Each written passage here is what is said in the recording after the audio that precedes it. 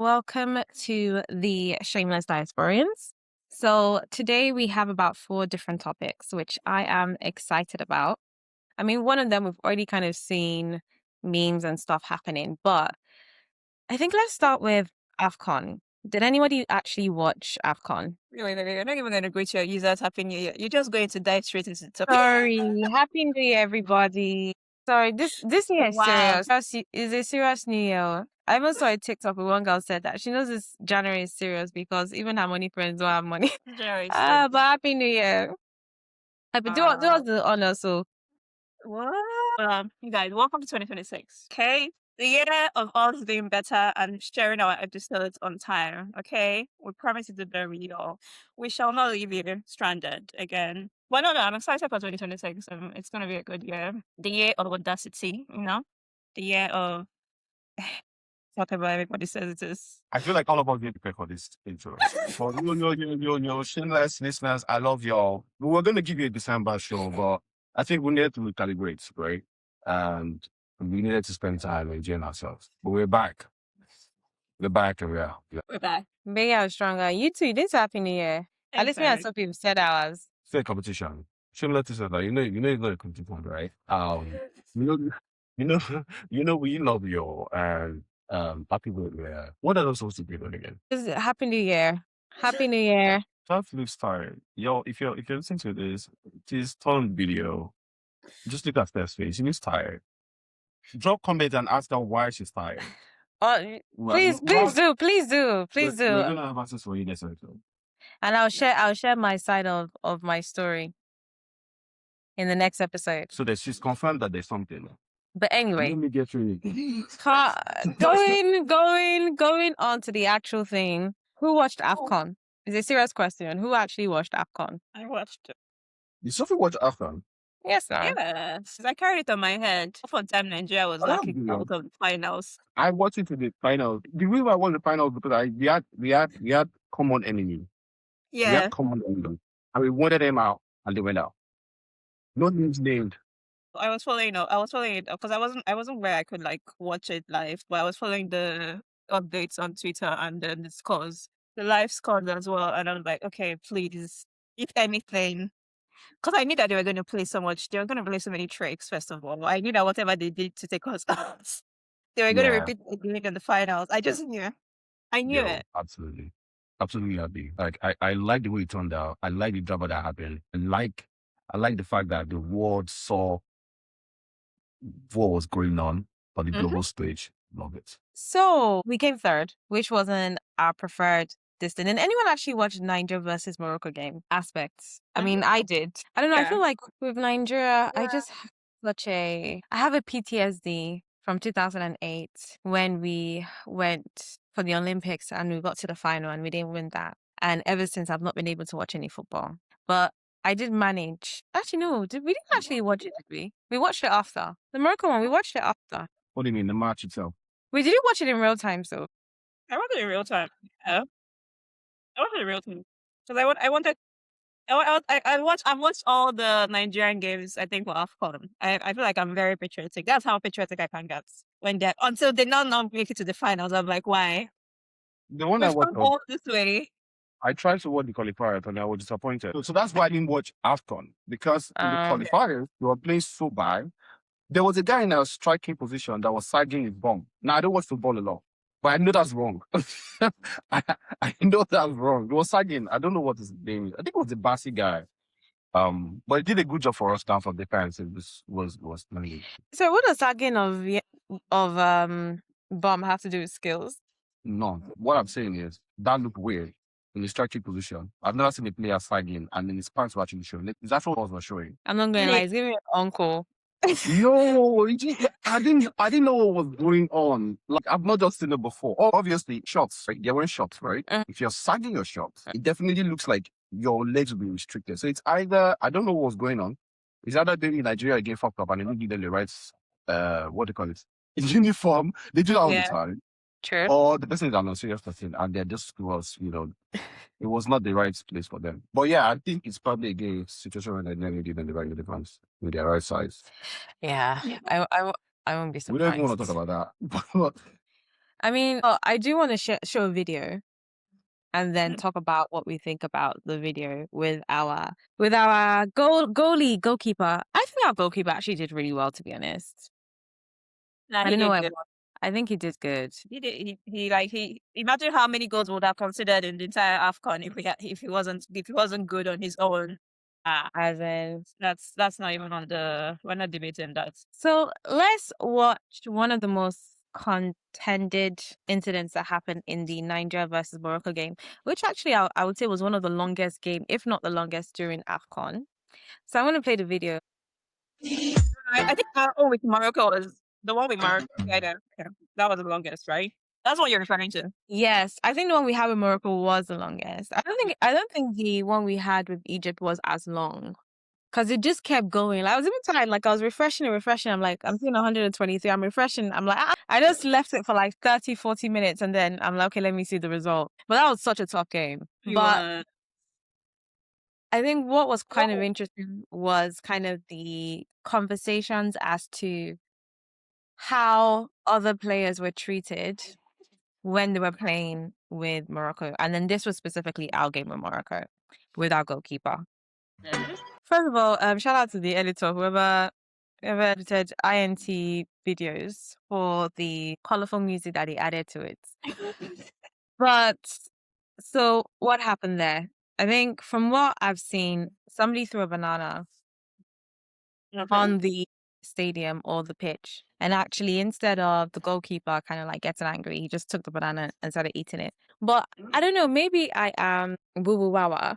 But I just think that in our culture, you don't just pick anything from the floor.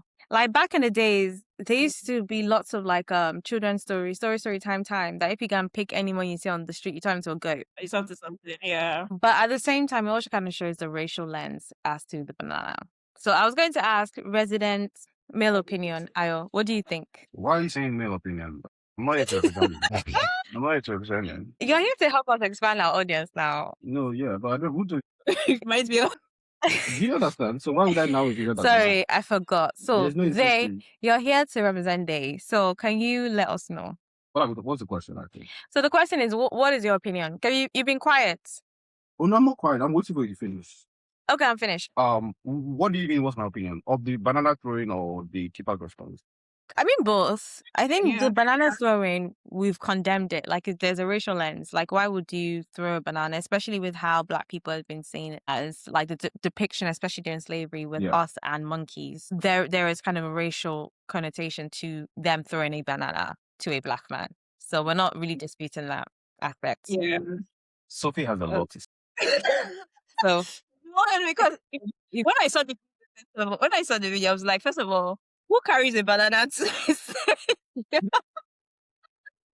That was the question in my mind. Because I was like, is it that there's a lot of banana to sell? Or particularly took a banana to the field?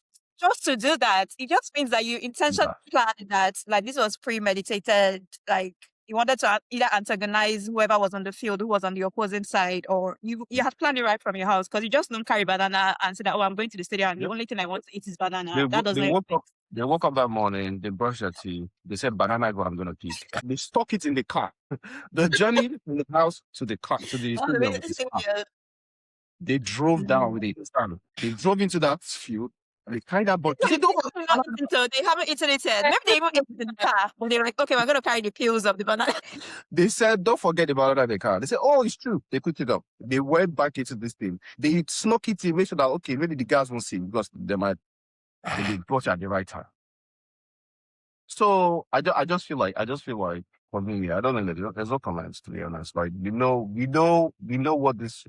what this dynamic is. We know what it represents. I think what I'm interested in is what's his name? The keeper's name. Stanley. I think it was a good response in my opinion.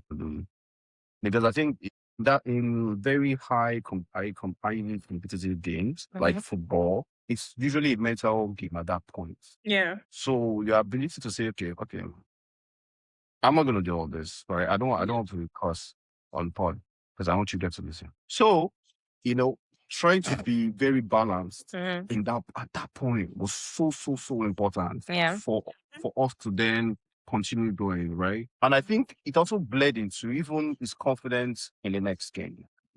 I think, people are going to complain and everything. Yes, we should complain, but I also like it's also good to comment people like that because you don't think about the fact that he also lost 2 parents back to back.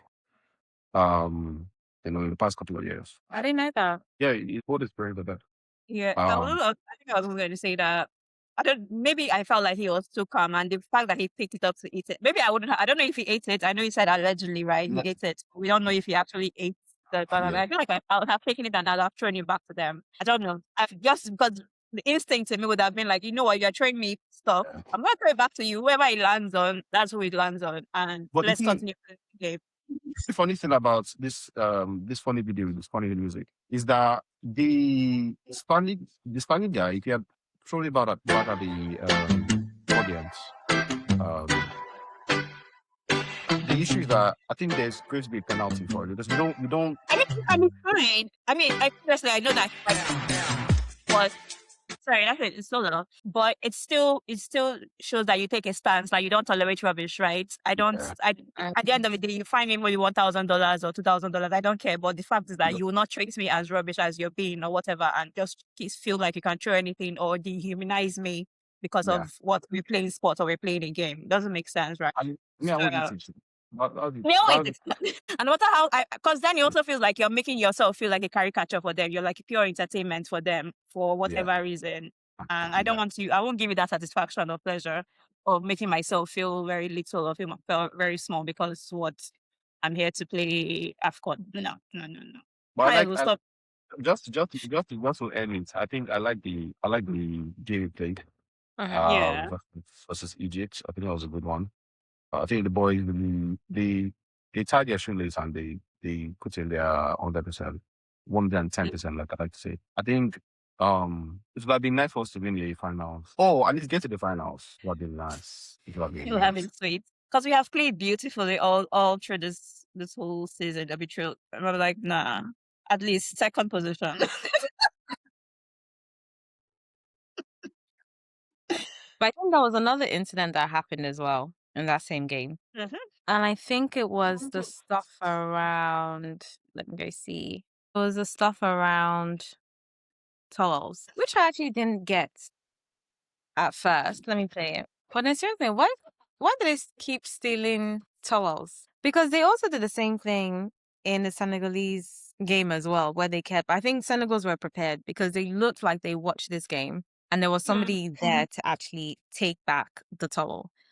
But it was just so weird to me that was what was happening. But I think it just goes to show.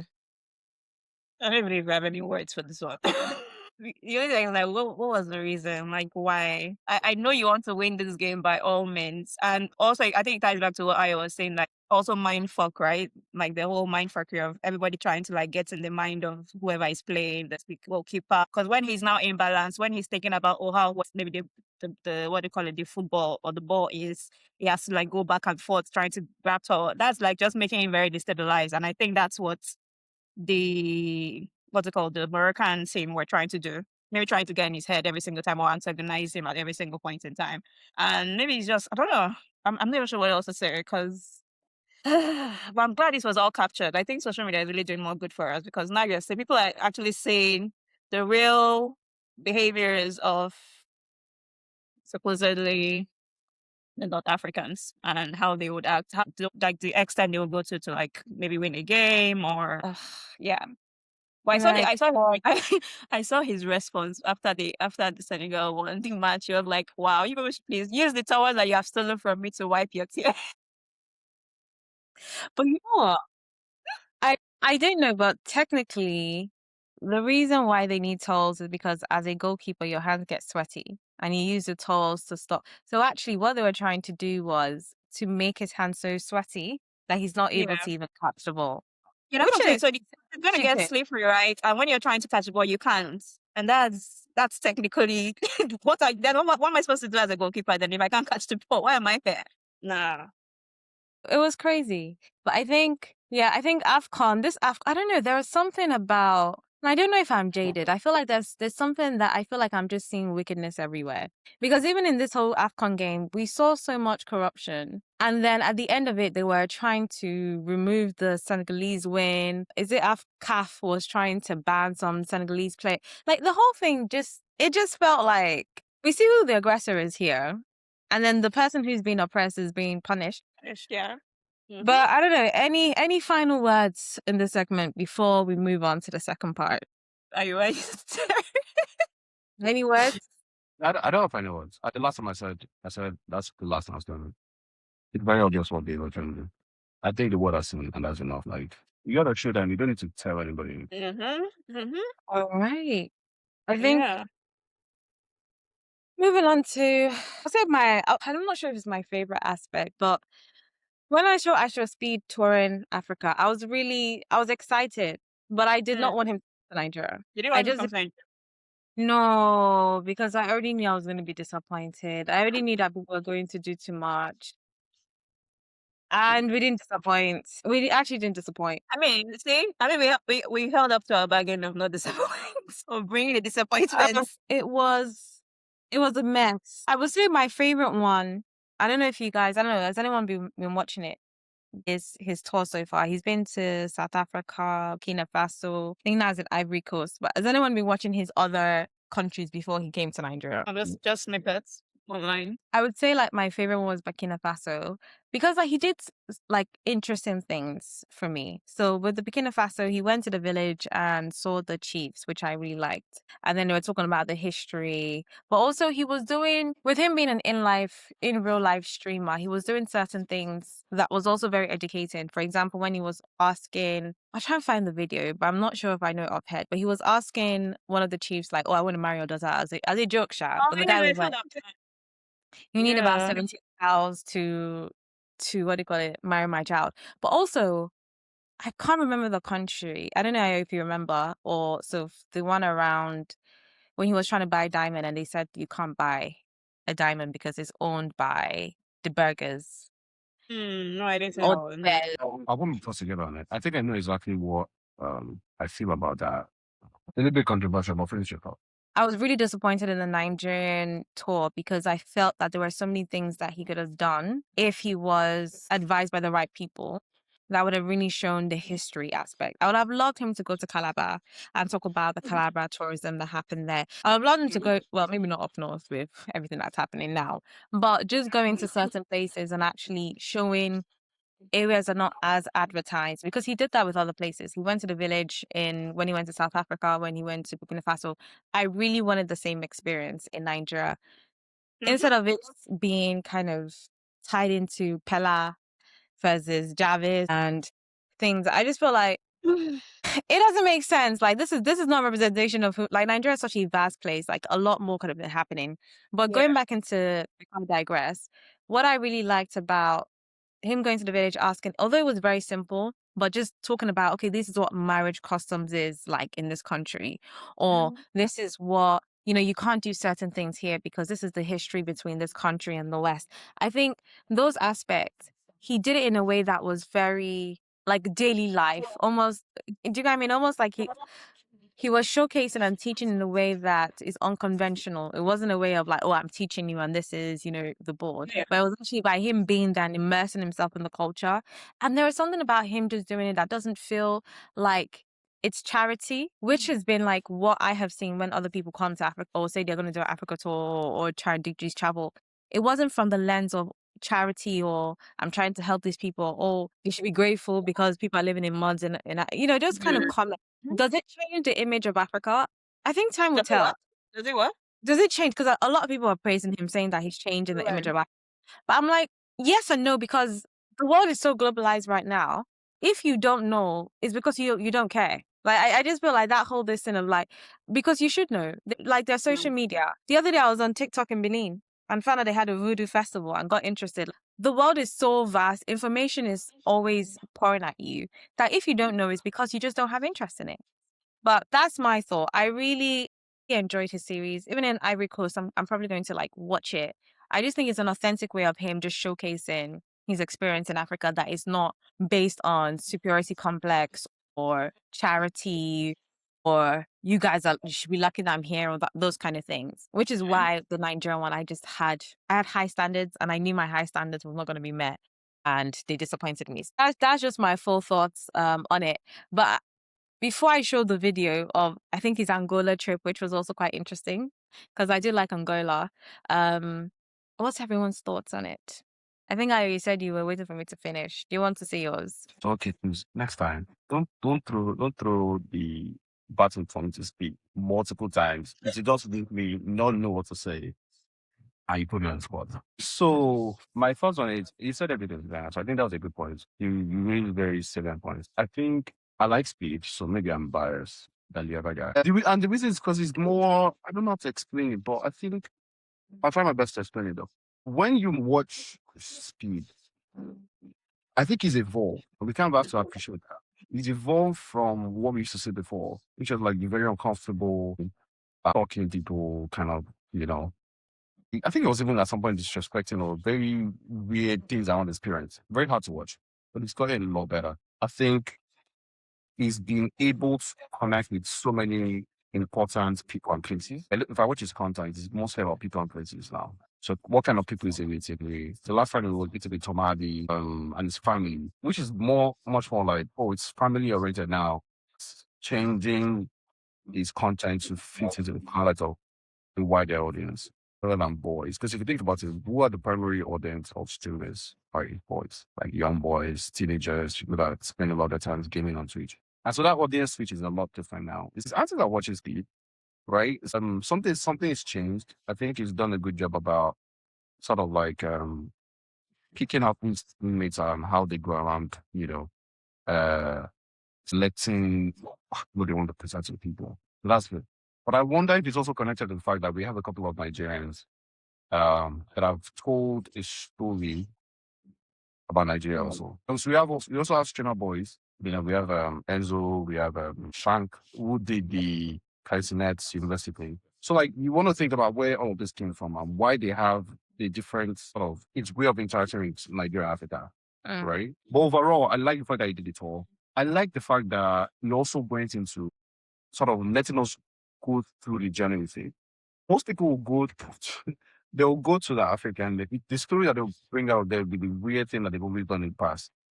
Insecurity, those kind of feels. That we know that exists. We know it's rampant in so many pockets of the nation, of the continent. But there's so many stories that are also clouded by those kind of things. So he's done a good job of that. And even got involved in the Jollof story and Jollof conversation also, like Jamaican Jollof, Nigerian Jollof, Liberia. I don't even. Someone was like, I don't know when Liberia entered the charts. Like we've been dealing with Ghana, Senegal, and Nigeria. Yeah, they've always been They've there. always been there. Like Liberia and Sierra Leone, they don't get the attention they deserve because after the Civil War. No. Just as when you have big three, nobody thinks about big five. They think about big three. Big three, we know Ghana, Nigeria, what's it called, Senegal. But to be honest, if we're actually looking at the origin before they come for us, Nigeria is the best. I'm not. If anyone comes, I'm not.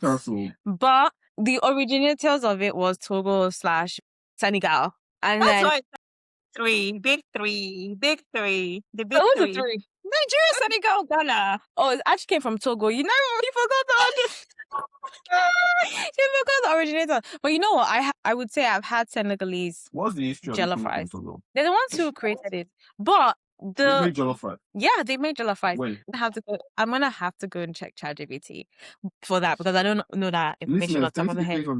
You know what? Now that you said it, I'm going to go and check. Wait. Let Ireland first. I will not hijack this into jollof wars, please. I will say though about Togo, the only issue is that with them or the jollof rice? No, with the jollof rice and also the Senegalese jollof rice is that it's not orange, it's yellow. This is the problem. To me, white to me is not the best. Are you saying their jollof rice is problematic? It's not problematic, but to my own criteria, the reason why I will not mark it tastes, but I wouldn't call it jollof rice because how I have been taught, right, is that it should be orange. And I'm used to orange jollof rice. What's the color? It's yellow. It's like yellow and pale yellow, but it tastes amazing. I'm not going to beat them. It tastes amazing. And when they made it for me, they put it in this big basket thing, and it was so good. If it tastes good, if it tastes good, why not? I mean, I would say like Africa knows how to do rice. Did it taste good? It tasted good. Tasted better than Nigerian though.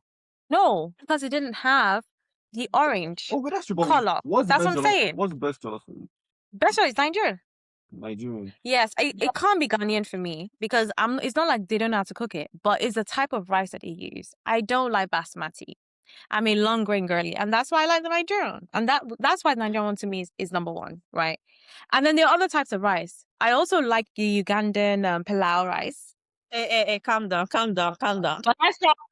I want to show before they say that I'm we now finally expanded it to Togo and Liberia. Now we want to add No, I'm not saying that. I'm not saying we all have our own type of rice, but I would say that when it comes to the big, it shouldn't be big three. Pilau is not in any way jollof rice, please.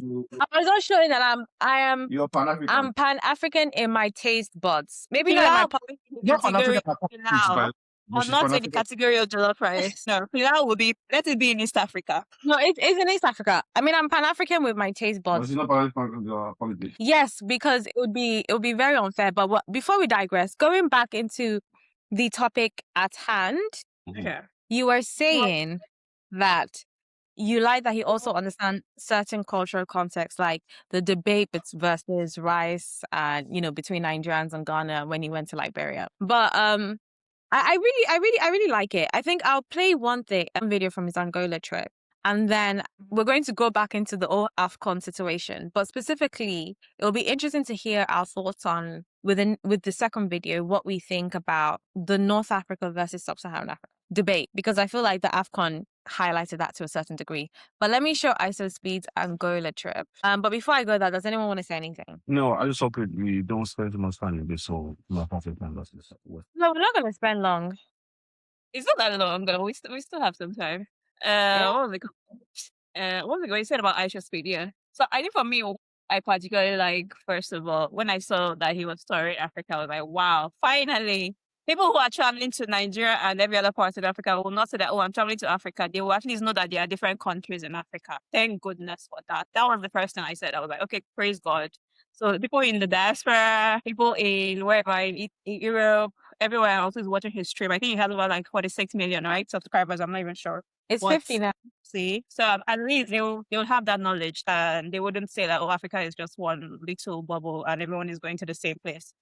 And then back to your perspective, right, Steph, where you said that it doesn't feel exploitative, right? Maybe because also every other person who has come sometimes is also a white person. So I think that different lens that you're coming into a country, like, oh, I'm coming to my motherland, is different from, oh, I'm coming to observe and see this place as a white person. I'm coming to like tour, and then they want to capture the very worst of it. Whereas other person is like, oh, I want to come and showcase the motherland. What is there? What is the good food? Where is the nightlife? Where is the culture? Where are my ancestors from? Where are those are the different places I might feel very educated, where he was coming to learn, he was coming to like see and then take back with him, even though it's for content, regardless of anything. Everybody wants to make content, and he has to be strategic about the places that he goes to, because those are the ones that have good views. The population as well. Nigeria is more populated, so definitely he wanted to come to Nigeria. That was where he even landed his highest subscribers, when he landed in Nigeria. So you can imagine that everybody was looking at that, and I was disappointed too that we didn't make use of it. Ministry of Tourism, I don't know what they were doing. I feel like everybody there should be fired. Because what is your job? I just, what's the word? Please, Ministry of Tourism, if you're hiring, okay, we're here to let you know what a good itinerary would look like. No. It was a disappointment. I agree with you, Soph. I think, honestly, I feel like Nigeria has an unhealthy allegiance with incompetence. That's the issue.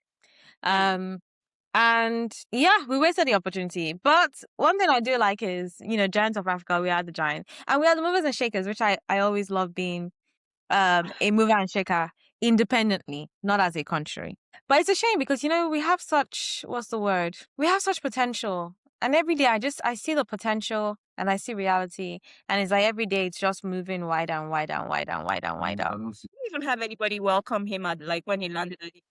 The potential. But we did one good thing last year. Good for them. We did one good thing. And this is the one good thing I'm going to give us props. They say I'm pandering on this podcast, but I give props where props is due. We paid our IMF debt loan, and I'm proud of us. Hallelujah. Praise God. So that's one good thing that we did. Everything else, sorry. But let's watch Angola and how he was welcomed. Okay.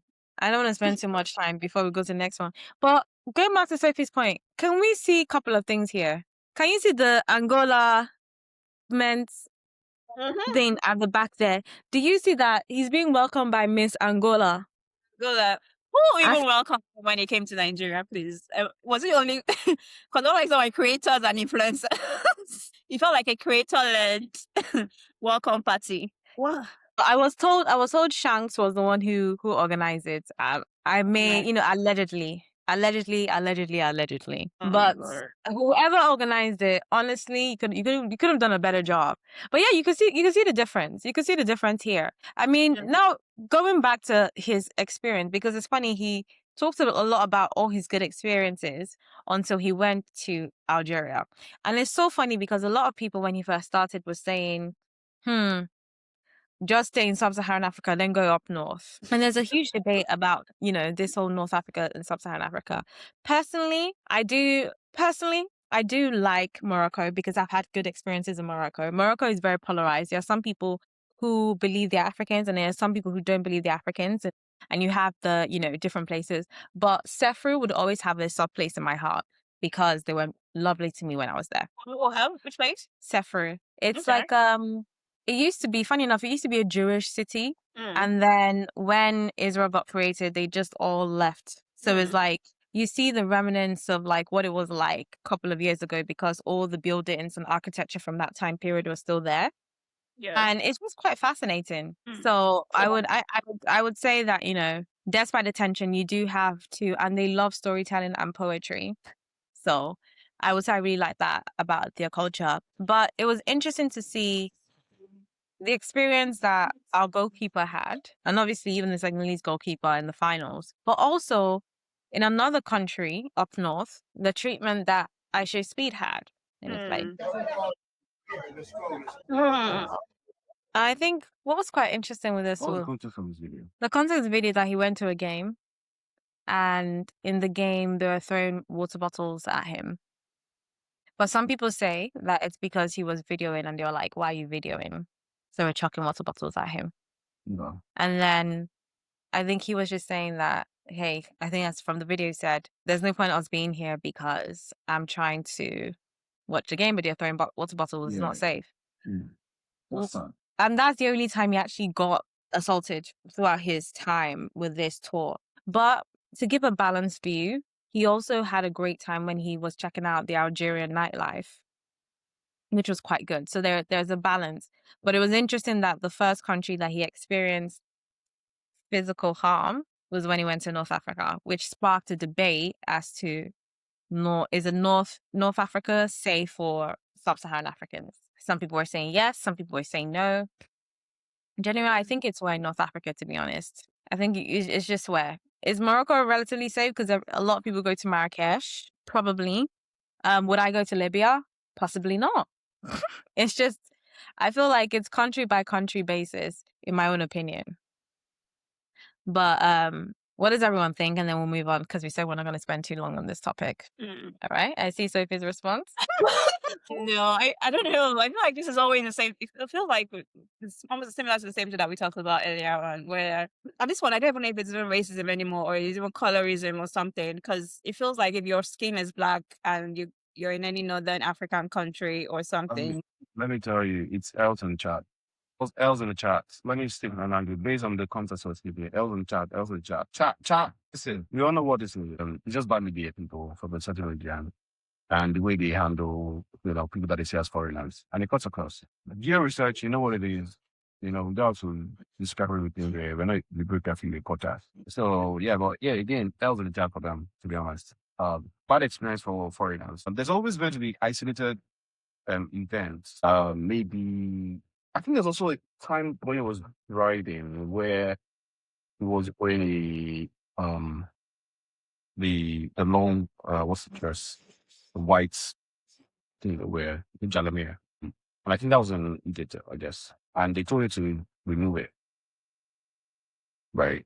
Because he wasn't Muslim or thereabouts. So I think it's unique to the region. I think maybe there's something that we're not understanding, but I just know that for sure people that are foreigners that are coming to the region are not having good experiences based on who they are perceived to be. That's what it is. So now maybe we need to understand what's going on there more, or maybe there's a misunderstanding that is not very clear. But people are not being treated right at certain points. So yeah, there's probably work to do there, but I mean, Speed has gotten this experience and is going to take that out. And people, the world has seen it also. So what gives? Yeah. Yeah. And I think. Okay, so next step, go on. No, go ahead. No, I don't know. Did you see this movie? What's an Origin? Did you ever watch? It's from this lady, Ava DuVernay, I think. So I think it was highlighting how like there are lots of, I don't want to call it like unconscious bias, but like it's just the way people perceive you to be because maybe you don't look like them first of all, but not even apart from the fact that they think they might think that they're not racist normally. Generally they would think that, but they already just decided from the get go that this is how they're going to treat you because you don't belong to them or you're not from there, you're not from their culture, you don't look like them, I don't know, because I've heard of cases where they said that the Americans, for instance, I said that they don't want to be considered Africans or they don't want to be associated to Africans, number one. But at the same time, they do it the perks of being associated to Africa and being tied to that. They would rather be Arabs, right? And when it comes to iShowSpeed, for instance, he went to Algeria. The fact that the part they were training bottle was not just one of the incidents that happened. They also called him monkey several times on the pitch when he was carrying his camera. They called him monkey. So that's not just a bottle. It's of like, okay, you were videoing or you were taking something. You're uttering very vulgar words to him and calling him names, which is a different case entirely. Please feed that. Yeah, they were calling him a monkey. Yes. Okay. So I don't think this is, I don't know. I don't want to call it, it's like racism or like misinterpretation of anything, but anybody who doesn't look like a specific set of like Northern African, like from Northern African race, they will treat it differently. I've gone to Morocco as well, and I know how they will keep on staring at you weirdly, or they'll pretend that, oh yeah, maybe they like you because you look like Beyonce or you look like somebody else. They try to associate everybody to the same image that they see on TV and all of that. But we all know that there's an underlying tone of that racism factor or colorism or, oh, I'm better than you because I have a different skin color that looks like a white person or my colonizer and every other thing. You might not want to say it, but that is how it feels when you go into all of those spaces or when you go into all of those countries. And would I ever want to go back there? Maybe not. I don't know. I don't know why we even keep having this. Well, AFCON is going to happen again in Morocco. I think the Women African Cup of Nations is coming up. It's going to be in Morocco again. Why do we keep hoping it there? I don't even know. Because we're going to get similar treatment. We're going to complain. CAF will give you fines and so many things will happen. But nobody's going to change anything because that's how they see it. Because we don't have our own stadium and things to host. Nigeria doesn't. All kind of stadiums we have to host the game. They'll keep on treating us as inferior because we can't even. We have inferiority complex. We can't even do anything. So I'm tired, man. It's true. I'm tired. It's like Nigeria, we have main injury, but we don't have the. I hate it here. I hate just, oh gosh. Anyway, let's move on to a much more fun topic because that was quite heavy. That was quite heavy. Does anyone want to say anything before I move? Wasn't heavy for me though. Of course, it's not heavy for you. What I know is that if there's a political, if we move politically, I will understand that there's a clear idea that we look at themselves differently. We should sort of like, because they do a lot of work to actually host the AFCONs. Like, let's be very clear on that. And it's intentional. And it's a thing where it's like, if they put a lot of effort into doing that, we should ask ourselves why they're doing that, right? We should ask ourselves how involved should we be? Because they also have someone in the cabinet of FIFA, by the way. I'm forgetting his position right now. And that's why even the FIFA president had to be apologizing to the having seen all the things that were done to other countries, right? I think that's a little bit biased, in my opinion. But there's a lot of political moves that have been made for them to position in a way that they can allow themselves to do this kind of thing. We need to be more involved politically if we don't want to change as such. You know, we can't just talk about it. So I agree with what you're saying. There's big character syndrome in Nigeria, but we also need to do big character moves. Big what? Character moves. Yeah. But anyway, let's move on to one of my favorite topics. Nepiano! What is your favorite topic, please? Because what are you a Nepo or a Lapo? I'm a self-proclaimed Nepo baby. My parents are rich in spirit, rich in love. Therefore, I'm a Nepo baby. There's different things. I've not heard that there's a Mapo, which is when you're not Lapo. Why are we talking about this topic? What's the reason why? You understand that towards the end. If you look at segment 4, you understand why this topic is important. We're talking about it in pop culture and then moving on to the in-life effects of it. But anyway, so sorry, can I? The title of this topic is Nigeria's Alpha Nepiano Challenge. Just a trend or a cry for help. Chat, please, chat. Can you rate that topic? Is this extreme? Can you? Yes. You're in the streaming era. The chat. What's going on here? In the streaming era. Chat, you understand what I'm saying? Please. Oh my Put days. a W or put an L. I need people respond to this topic. Then we know the kind of topics we'll be giving you. Please. Anyway, I personally love the song. I've been singing the song every day. Does Sophie know the song? I'm going to play it. I didn't know it until now. Go.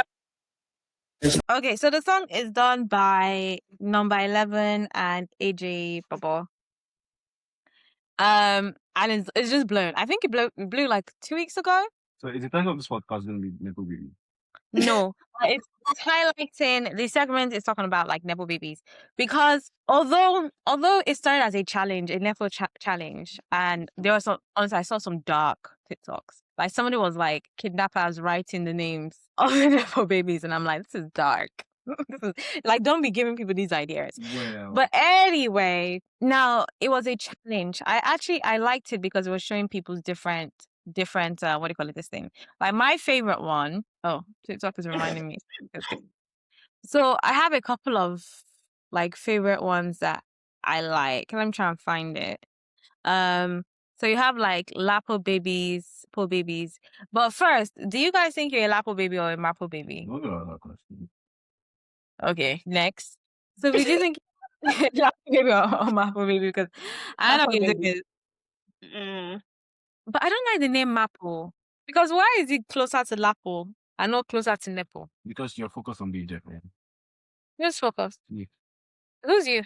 You're focused on being Nepo. Why are you not asking why it's not closer to Nepo? No, because it could be Mapo. Why is it Mapo? But if you actually followed my train of thought, you would understand why I was saying it.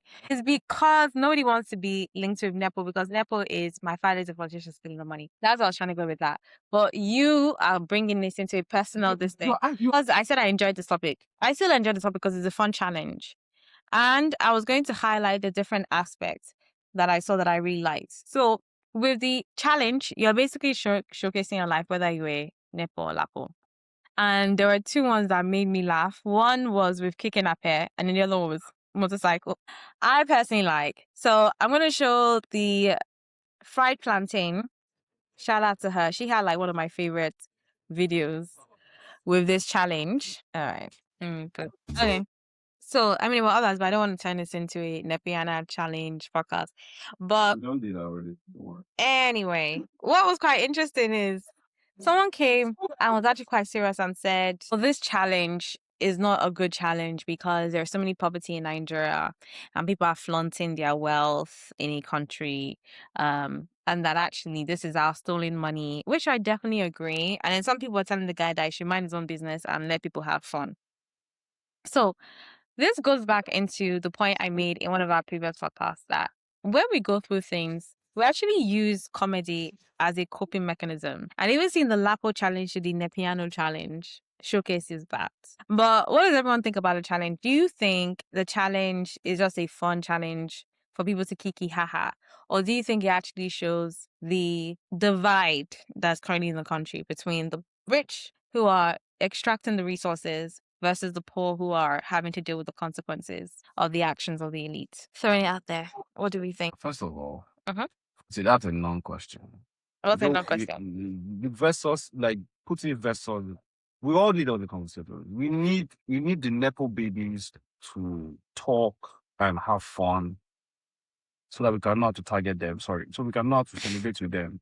And then so we need the Lapo babies to also complain and say, sort of like guardrails, when you go guardrails. So guardrails to make sure that the Nepo babies are put into sort of not put in their place, but they're reminded that money is coming from, somewhere. And then there are other people that don't have, they have and don't have lots. Because that's what it is. It's literally have and they have lots. I'm not gonna lie. Like the old name behind it is, and then people are suffering. So because imagine someone maybe didn't go to school for like a whole term, and then he comes online and sees you dancing. How far you won't go? How far you won't go? And the song is so amateur again. But that's not even the point. The point is like it's a pain. It will be painful to a degree. Pain is subjective. Everybody has pain and suffer pain to a degree. Yeah, that's true. So I hear both sides. Very much so the Lapo, right? The poor baby. I don't care about the Mapo babies. They're like the middle child that nobody remembers. So moving on, the Nepo babies, I do feel like there's a responsibility though. But not all Nepo babies are rich. What are you talking about? I'm not even talking about that. Number one, trying to say is like with the haves and have not for babies. The definition of the Nepo baby is that your parents have ridiculous money. Okay, let's go actually look at. Let's go look at the definition of Nepo baby. Definition of Nepo baby is a person often in Hollywood or creative industry who achieves success by leveraging their parents' celebrity wealth and industry connections. Right? So again, it's not necessarily that your parents are mega rich. It's that your parents have a name, your parents have connections. Right. I like that spin. But I like how you just spin in the last minute there. I'm eating my fruits. My brain is on fire. But what I'm trying to say, like, for example, Sean Kuti, he's a Nepo baby. Yes. Right? But he's not necessarily stinkly rich. So he has political. So we've had this conversation before. I know where you're going with this conversation. Yeah. And I was on this side. So yes, the access alone is very much something you can turn into wealth. My own thing is again, is responsibility with you being a Nepo baby. Okay. That's a good one. That is all. Like, for example, Sheukuti was saying something the other day that said he expects all men to be able to be influential. And that's the whole idea of being a man, that you should be able to make sure that things are right around you. So you should be able to politically influence your surroundings, right?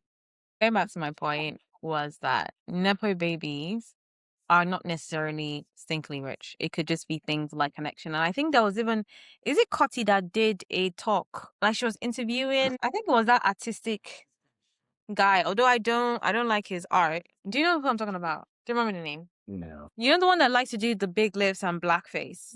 Yeah. I saw that one as well. And then she was talking about like Nepo baby. And then he was like, oh, wow, actually, we are Nepo babies, because he talks about the school that he went to. And I was like, actually, when we think about Nepo babies, it's beyond the thing of, oh, you're just, stinkly rich. There's actually other aspects, is what I was trying to highlight. But I agree with what you're saying, Ayo, that there's a responsibility, because if you have access to those resources, what are you doing with the resources? And it's the same way, like if you're given opportunity and you're able to step your foot on the door, are you opening that door to everyone else behind you, or are you closing the door? Now, the issue with some Nepo baby is that they open the door, they let their friends in, and then they lock the door and no one can get it. And that's the issue. That to me is the issue. But I don't know, any thoughts on any more thoughts on this? Yeah, I mean, I don't care what Nepo babies do online and how they, I don't know, display their wealth or whatever. As long as you have genuinely, that your nepotism is coming from the right source, right? Do whatever you want to do. It's not ill-gotten wealth where it's not from people's sufferings, or your father or your mother has not stinkingly duped people out of millions out of maybe a failed project that they were supposed to do in Nigeria or in some states, and then they ended up miscalculating funds and all of that, and then ended up siphoning into another country in Europe or somewhere else. And that's how your parents got the wealth, and now you're like doing all of these trends online. That for me is where I'm like, okay, where's the sauce from? Is it like a good sauce? And as well as where it ties to like, what are you also doing? Even if you're trying to maintain the generational wealth for your parents, right? Because that's another thing. Like you said before, some people could be Nepo babies, but are they rich right now? And maybe rich and also like the resources that they have right now, are they doing things to like sustain what their parents have started? Right? And they've just like squandered everything and nobody knows the name anymore and nobody knows the lineage anymore. So what are you doing with that resources that you have? Again, like, are you helping people? Are you building the same generational things for like down the road, 10 years from now, those to remember your name or your family's name and what would they be known for? So yeah. But on a surface level, when I saw the trend, I'm like, this is why Tinubu will not respect us or will not think that Nigeria is going through anything. Because all of you are showing 10 or 20 G-Wagons on the streets. It means that there's money in Nigeria. You are not suffering enough. Why should you? I do want to say that I didn't even realize that Abuja and Lagos live a totally different lifestyle. So I was like, because the artist is from Abuja, and I was like, oh, and then when I started seeing Abuja kids, I was like, oh, this is a whole new lifestyle. I'm not even seeing that. They live differently. For sure. I genuinely do think that Nepo babies, if you're a Nepo baby, if you have political affiliations, then I think that's a different category. If it's more creative, yes, I think there should be more respect. But if it's politics, I'm sorry, I'm just gonna automatically think that wealth is ill-gotten wealth. Just knowing the track record that we're in. But any final words?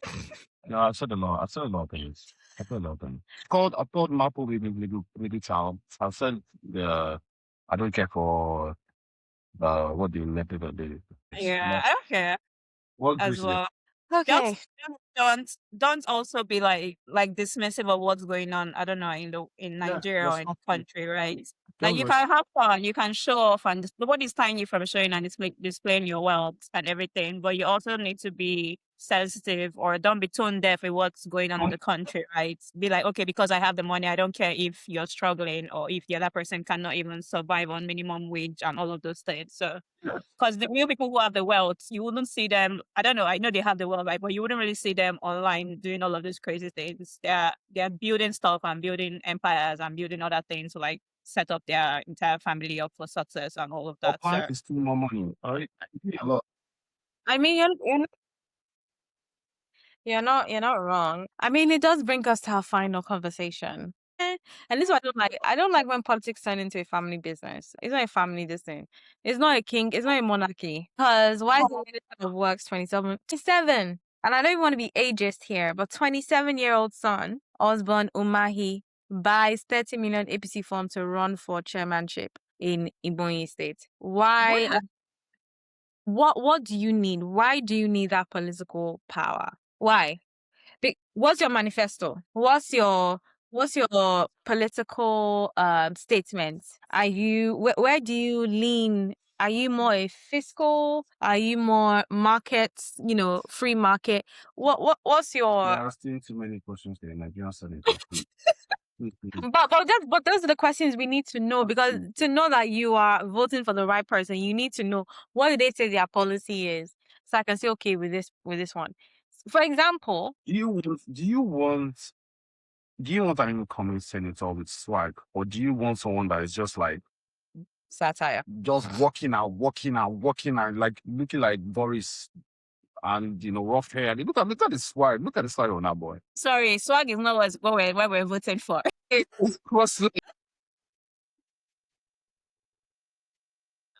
I'm sorry.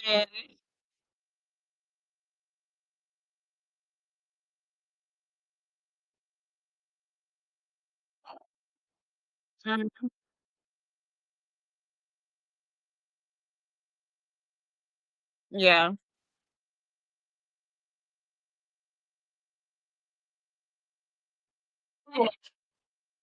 second generation, 2 generations down. But apart from that, well, I just think we have weak institutions. I think a country that has weak institutions will definitely end up with monarchy, dynasty. Which one is another steam that we can use, right? empire. empathy. Like, we're always going to end up with these things if we don't have institutions.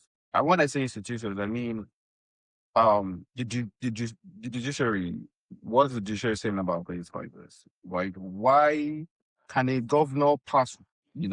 Can it trigger a um a re-election, or can they trigger when the remove a governor, sitting governor in the South, in the blink of an eye? I'm talking about Wiki. Okay. Italy has children coming into politics. He's already grooming one of his kids for politics. Yeah. So that's what I mean by weak institutions. Shouldn't be able to trigger arms of the government or other parts of the government that make things work in the country and turn them at your will. And if that happens, the side effect of that is that we will not have people that can then easily employ their family, because you know that the system and the institution is going to hold them accountable for the people that they're doing into government. But we don't have that. And do we want that? So we're going to without that. What do you mean? Do we want good institutions? No, I don't think we want that. I'm not talking about we. I think in general, I think there is a We want good institutions. there's a, what's it called? I feel like too many people benefit from a broken system to want to fix it. So to ask, do we want good institutions is to say, do we want good education? Everybody wants education. If you look at all the kids in South now that cannot go, that displaced because of the situation of the town there. Yeah. They won't tell you, they won't sit and tell you that, oh yeah, they don't want education. They definitely want education. I mean, from the roots of things, people who are experiencing it, I mean, obviously we want that, but from the top level, So again, and we've had this kind of conversation before in the past. You might say they don't want it, but the thing is, it's about the incentives. If people at the top say they don't want something, why don't they want it? It's because probably in the short term, it's going to be a minus for them. Does that make sense? So maybe they won't make enough money, they can't stay enough money because now it has blocked all the way they can side for money. One thing I realized, someone said something the other day, I don't know if it was a political channel I was watching, but someone said something personally. It's like, we have a gap of deal making in Nigeria. And so people that are at the top, or people that own access to these things, people are looking to always gain, right? Why is it that we have not started out in a way that when you say, what's the middle point, smart ways that we can say can balance things out? What are the middle points for people on both sides to win? For example, look at in the South, I've forgotten his name now, that does this insecurity, that manages insecurity in the South. It's very What do you mean? Is it minister or? He's not a minister. So I think he has a security machine, like a company. It's very influential in the South. They pay in billions every year, right, to manage the busting of pipeline to the South. The Nigerian government does that. I've forgotten the term. Maybe you can get the number for us. What happens is that we've reduced and curtailed, losing hundreds to about 2 digits now in pipeline oil loss, right? Because we are paying someone to handle that whole security thing. So what's happening is that the government has had to pay some money for them to avoid losing a lot of money. And it's because those people are indigenous of that area. So they know how to secure their own area. Am I making sense? Because to you, it sounds like, wait, so did you have to pay those people money to be vigilantes and to protect the area? Yes, you do, because they need to survive also. They need to pay their own, take care of their own and everything. But they know that, okay, that money can stay within and prevent a bigger loss that affects the entire country as a whole. That's where you find those kind of deals. It sounds very abnormal, but it's also a way to stay in the middle and share the money between people, and we achieve the same goals, right? So I think he has a name here. Is that it? Is that his name? I know I couldn't find a name, but I found different companies that do the same thing. All right. So that's it. So they usually hire people that are indigenous of the area to do those kind of things, to do vigilante, they do whatever it is. And I think that's what and what the people that make this deal, that broker this deal, they're people at the top, because they have the same incentive and the same goals. If we want something, we need to look at a way that the people at the top, the people in the middle, they need to at the end, they meet at the middle and they find, that common goal and how it can benefit both parties. That's how things usually move forward. So if you say, do people at the top want it? Yes, they do. But there are certain conditions that need to be set. People at the bottom also, they do want it to, but then we need deal makers. We need deal makers. We need good think tanks. I've been noticing that we don't have like a strong think tank culture again in Nigeria, Uh-uh. right? As a whole. Um It's moved. and we need those things a lot. We need those things a lot. So that's my piece on it. A lot of people want the same things in Nigeria. It's just that Nigeria is very complex. It's not a simple country at all. And whoever thinks that, we're just going to have one person that's going to come in and say that, yeah, this is how we're going to get things done. Maybe like a Tita will be or something, and then everything will be fine. It's not going to work like that. Yeah. But yeah, I think Sophie has some things to say. Just looking at me the side of my eye. No, not no. I don't think I don't know, functioning country because of all these things that are happening right now. Like, look at him already setting up his son for the next coming election. 30 million naira is not a small, like, that's not a small amount of money, right? Nepo baby. That's it. When I say level, no Lapo baby rather would be able to afford a ticket like that. So what I was doing, I was trying to look up, for instance, the requirements for running as a mayor in New York, for instance. And the only thing I'm allowed to pay is a $9 registration fee to your New York clerk. Even if you're broke, you can as well get $9 from your friend to apply after running. All you need to do is like have your valid campaign and all of those things, right? So you can see the very large disparity between a functioning society and what is not functioning. You can see people who are actually who want to do all of these things selflessly. And you can see people who are going to go into governance because they want to steal money, not because they care about the structure or they care about what. Quick question. Yeah. Why do you think they've been able to maintain $9 as your entry fee? What do you think is happening there? Because there are people that want that thing to be more than $9. You do know that, right? Yeah, I know. In New York, where the rent is $3,000, $2,000 per month. So why do you think to have power is $9? Like at the end of the day, right? No, I still, in that whole like the land of the free kind of thing, the originating source of the foundation that they have built still exists. Whereas you can be a celebrity tomorrow and still become a president. Take for instance Trump, right? Yeah. Anybody can be like, wake up in the next morning and be like, oh, I want to rule, I want to lead. If you have maybe say set ideologies or you have your cult following, whatever, you can either do all of those things. Yeah. And if we see Mandani right now, we know that we've seen how he's working. We've seen the kind of ideologies that he stood by or the things that he would always die for and all of that. And we can see that being translated into his the first month that he's been in office, almost the first month right now. I think this is the 25th of January. But we've seen all the things that he's able to do.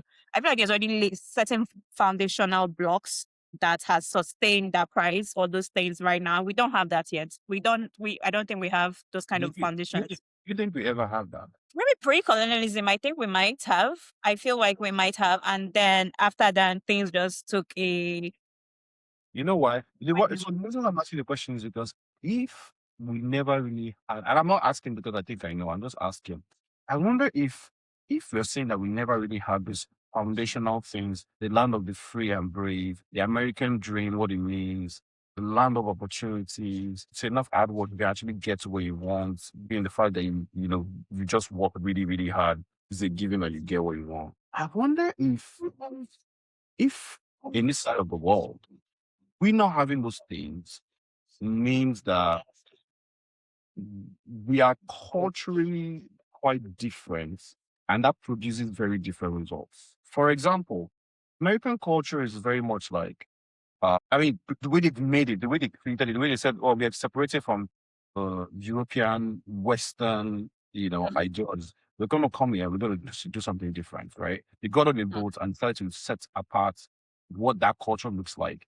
And it wasn't easy. But I think the foundational thing with American culture is always like, anybody at any age should be able to achieve these things if they set their minds to it, if they are ready to do the hard work. But in Nigeria, for example, maybe in university, there's a weird thing that goes on where it's like, you have to get to a certain age before we give you or we hand you certain things, right? University, they try to slow you down and you spend a lot of years in before you actually then say, okay, I want to go to university. I think they want to increase the number of years that you spend in secondary school before you can go to university. There's a weird thing where it's like also there has to be a certain number of years before you can actually have money.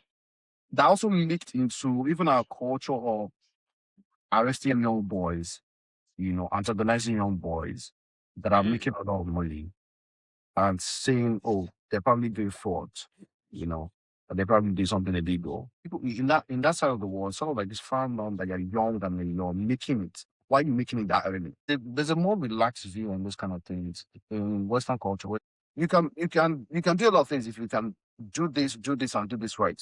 Go make your money. As long as you're productive to society, right? So and there's also there's big man. I don't want to put big mannerism, but it's like big man culture where it's like people appreciate you being a big man, even if you're doing nothing for them. Even if you woke up, nothing's going on related to them, but you see, just being a big man, looking like this, doing your hand like this, you love that shit. You There's love love them. classes than elitists. Yeah. And because tell me the reason why 30 million naira. You're right, like 30 million naira is ridiculous. Like, not me. Like, it can't be me, right? They wouldn't even bother themselves. Where would they even start from? So I think, I don't know, I don't want to call it a cultural thing because there's a huge problem with saying, oh, it's cultural, and it gives certain people the chance to turn that into a different thing entirely. But I don't know if we have to change a couple of fundamental things. I don't know if it's a cultural change or it's just going to be like, I don't know. No, it's not even a cultural thing because I think it also some of this has to start from the top, right? Like a top down approach, where it starts from the constitution, like the laws and things that are or policies that are already in place. But when these laws and policies that are in place are being created or modified by the people who are in for it for only for themselves, are in there just because they want to steal money or whatever, they will never modify it to suit the Nigerian community and Nigerian what do you call it? Citizens itself. They only do for whatever wants to benefit them and their family and their next generation who they're going to put in the seat when they are gone. How are we going to fix it? Because at the end of the day, fixing the constitution takes a lot more courage. We've seen the women, we've seen people who stood up to want to make things right, and how they'll fire you or they'll suspend you out of the seat or of the what do you call it, legislative house if you try to like go against them or you try to stand up against something. So I feel like it's beyond culture. It's even beyond the what do you call it, beyond the policies and what do you call it, the laws that we have. Yeah. It's even down to our human nature as Nigerians, like you said as well. We like the big man thing. We like pretending like we have what we don't have. We like pretending like where everything is all right when it's not all right. We want to parade ourselves. Like, oh, I have this chieftaincy title. Or I'm a big man in my community. Or Is that not culture? Because it feels like it's everywhere, right? It's like each individual's being individualistic or being like when I talk about the classism thing, for instance, right now, where somebody will be like, okay, because you're driving a particular kind of car, I will see you, I'll treat you differently. Is that culture now, or is this like an individual mindset that you have grown up to, like because you've seen other people acting that way, so I'm going to take up that and do the same thing to the other person? What's the definition of culture? Is that not like it's a way of life of doing? Way of but it's not but that is not the norm, right? Because I do not do that kind of thing. I don't treat people based on what they have or the amount of money or things that they have in their bank or the car they drive or whatever. So I was not raised in the same culture.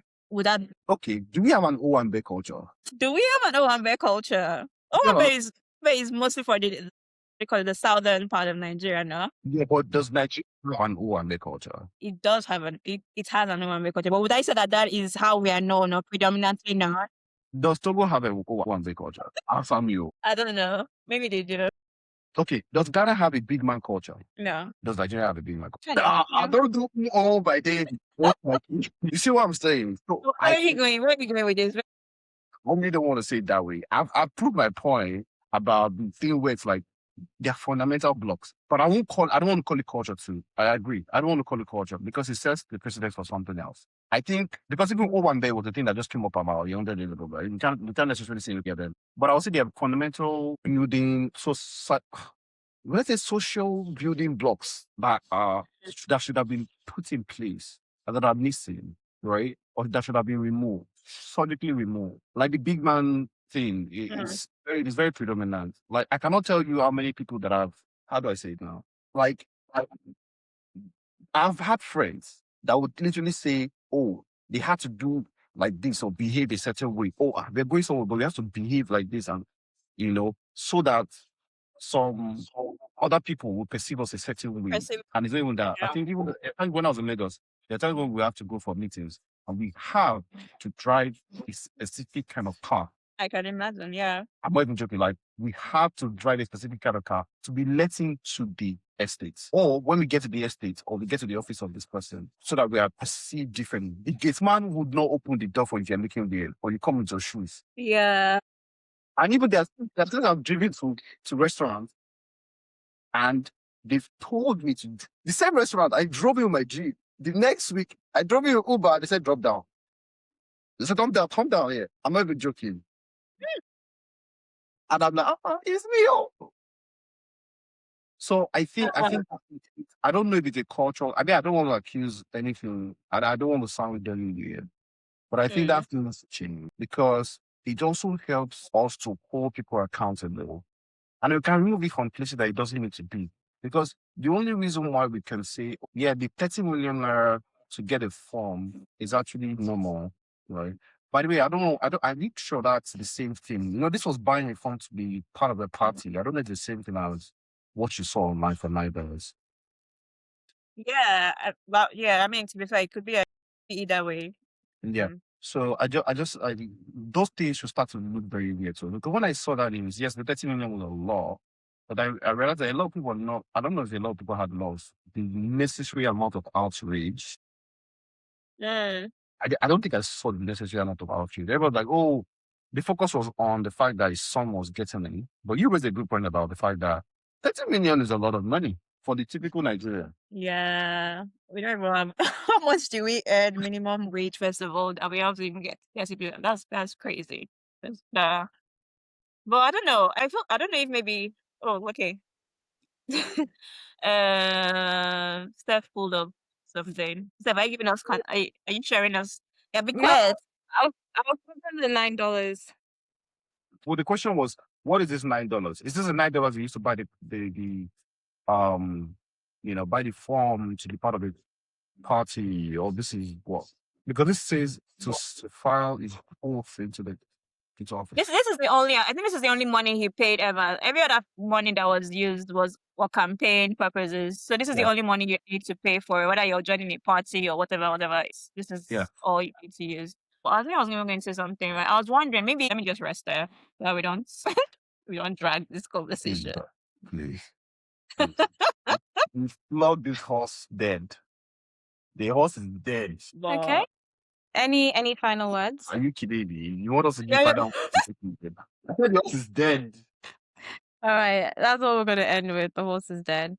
Well, thank you all. That's the title of our podcast. This episode, the horse is dead. Oh God. Anyway, thank you guys for listening to our podcast. Please follow us on TikTok, Instagram, YouTube, all the lovely places, and give us a review on Spotify as well. Take care, everyone, and bye.